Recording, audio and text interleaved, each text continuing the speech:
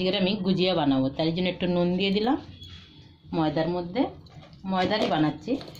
আর এবার আমি ঘিটা গরম করেছি, ঘি দিয়ে দেবো একটু। এটা আধা কিলো ময়দা তো, ঘিও দিতে হবে অনেকটা। এবার একটু ভালো করে এটাকে মেখে নিতে হবে আমাকে।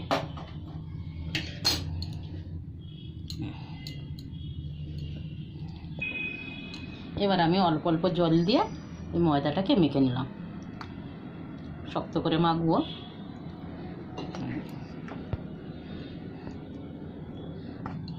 ময়দাটা আমার মাখা হয়ে গেছে। এবার আমি ঢাকা দিয়ে এটা রেখে দিলাম 20 মিনিটের জন্যে। তারপরে এদিকে মশলাটা বানিয়ে নেবো গুজিয়ার। এখানে ফ্রাই প্যানটা বসিয়ে দিয়েছি। এবার আমি 1 ফোঁটা ঘি দিয়ে দিলাম।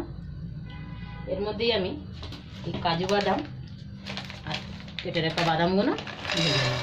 ছোটো ছোটো করে কুচিয়ে রেখেছি আমি। এটা হালকা হালকা করে একটু ভেজে নেব।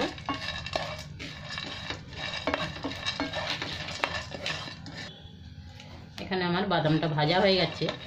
এবার আমি লাভিয়ে নিলাম। এবার আর একটুখানি ঘি দেবো, 1 চামচ দিয়ে কাজুটা ভেজে নেব। 1 চামচ ঘি দিয়ে দিলাম আবার।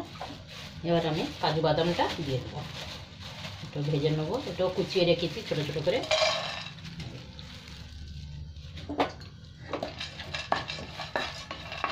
ভেজে নিলে খুব ভালো হয় খেতে। আর হোলি আসতে হবে তো, হোলিতে এই গুজিয়াটাই খুব ভালো হয়। বাজারেও কিনতে পাওয়া যায়, কিন্তু বাড়িতে বানালে যেন অনেকটাই ভালো। যতটা টাকা দিয়ে বাড়িতে কিনে নিয়ে আসো বাজারে, ওই টাকা দিয়ে অনেকটাই হয় বাড়িতে বানালে। কাজুটা আমার ভাজা হয়ে গেল। গ্যাসটা কম করে ভাজলে তো খুব ভালোই হয়। লাল লাল করে ভাজা হয়ে গেছে। এবার আমি সুজিটাও ভেজে নেব। আবার আমি ঘি দিলাম একটু।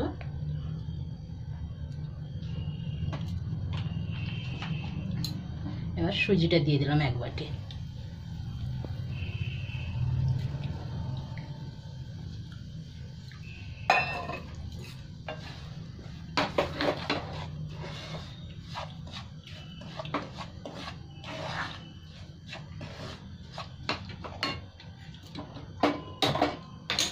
খয়াটাকে একটা প্লেট দে, খয়াটাকে ইয়ে কর, কাটতে থাক।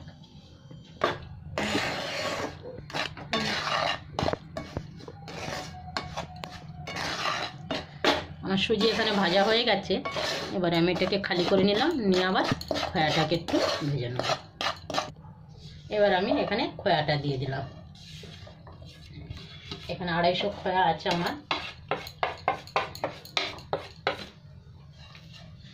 খয়াটা একটু ভালো করে নেড়ে নিলাম।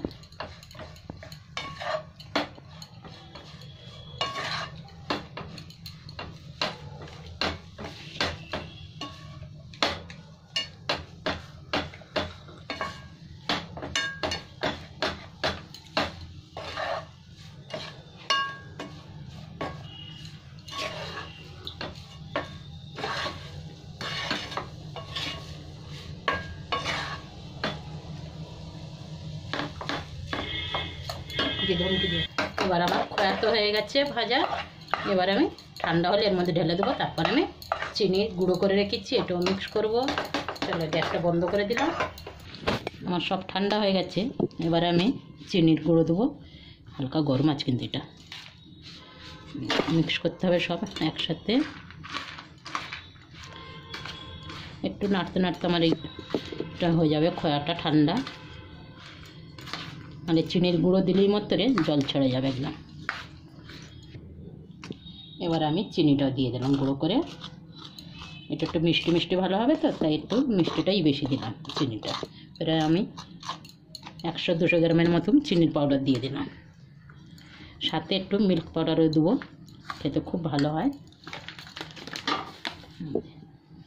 এটা একটু দিয়ে দিলাম। এবার সবকটাকে খুব ভালো করে মিক্স করতে হবে আমার এবার গুজিয়ার মাখনা টাকনা দিয়ে সব একদম হয়ে গেছে। মিল্ক পাউডার, চিনি, সুজি, বাদাম, কাজু ভালো করে মিক্স করে নিয়েছি। চিনিটাও খুব ভালো হয়েছে, মিষ্টি মিষ্টি। আমার ক্যামেরাম্যান তো খেয়ে দেখে বলছে চলো আর কিছু দিতে হবে না, এবার আমি ভরতে থাকবো সমানে। এবার রেখে দিলাম। আমি লেচি কেটে নিয়েছি, এবারে আমি ভরবো, খালি বেলে বেলে পুর ভরলেই হয়ে যাবে আমার। এইগুলো আমার পুর ভরা হয়ে গেছে, এবার আমি তেলে ভাজবো এক এক করে। তেলটাও বসিয়ে দিয়েছে গরম, একটা দিয়ে দেখি আগে। এবার আমি গুজিয়াগুলো ভেজে নিচ্ছি, এক এক করে এরকম লাল লাল করে ভেজে নিতে হবে আমাকে।